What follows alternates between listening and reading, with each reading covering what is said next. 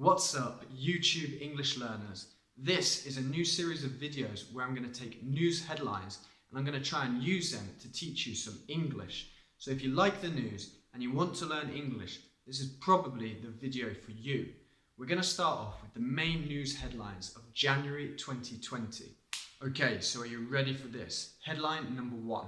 Record-breaking temperatures and months of severe droughts have fueled a series of massive bushfires across Australia. Of course, all of our thoughts are with the people who have lost their homes and lost their loved ones in Australia. It's a real tragedy. But let's look at some of the English. These bushfires were caused by record-breaking temperatures.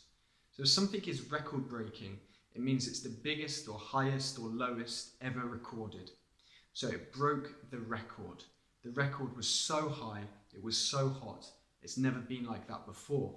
So record-breaking temperatures were probably a result of global warming. And not only did they have record-breaking temperatures, but they also had severe droughts. Now a drought is a period of dry weather. It's a long period of dry weather and it doesn't rain for a very long time. Now these droughts were severe. So that means they were very big droughts or they were very serious droughts. So these record-breaking temperatures and severe droughts have fueled the bushfires, the massive bushfires. So the severe droughts and high temperatures fueled, they are the driving force behind the bushfires. They are causing the bushfires, okay? They are fueling it. Just like petroleum, which is a fuel, drives the car, pushes the car forward, okay? It is fueling it. We're using fuel as a verb, okay? And then we've got bushfires, massive bushfires. Now the bush is usually large areas of countryside in Africa and Australia, and they are often very dry. They're often very deserted, okay? So they can easily catch on fire. So they had massive bushfires across Australia. So if you look at a map of Australia like this, you can see with the red spots the different areas where the bushfires happened. Okay, so headline number 2. The Duke and Duchess of Sussex sent shockwaves across the globe with the announcement they'd be stepping down as senior members of the royal family. Okay, so the Duke and Duchess of Sussex. Duke. This is a funny word because we pronounce it with a j sound. Duke. However, Duchess is a duh. Duchess. Duke, Duchess. Okay, so both begin with D, but it's pronounced completely different. So the Duke and Duchess, of course, are Harry and Meghan, and they send shockwaves around the globe, across the globe. So shock is when you're surprised, like, oh my God, I'm shocked. And waves of shock, they sent shockwaves like this, shockwaves around the globe that they are stepping down. So they're taking a step down. So before they were senior members of the royal family, but now they're taking a step down, so they're going to have less responsibility, okay, in the royal family.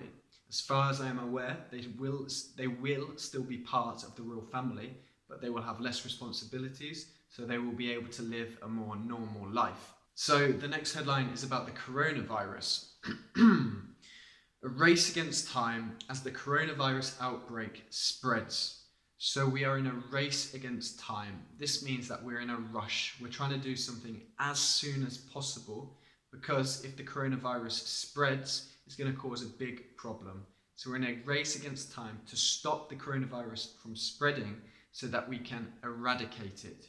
If you eradicate something, it means you could destroy it completely so that there is nothing left of it. So we want to eradicate the coronavirus before it spreads more. And it says here the coronavirus outbreak. So the outbreak is the initial spreading of the virus. When the virus starts and people start catching it, it's kind of an explosion and suddenly the virus exists.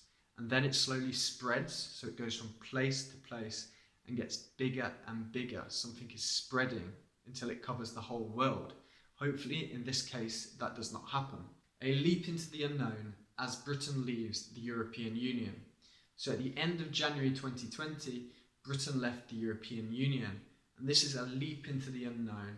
So a leap is a jump forwards and into the unknown, so you land somewhere that you don't know. So with Brexit, we don't know what is going to happen.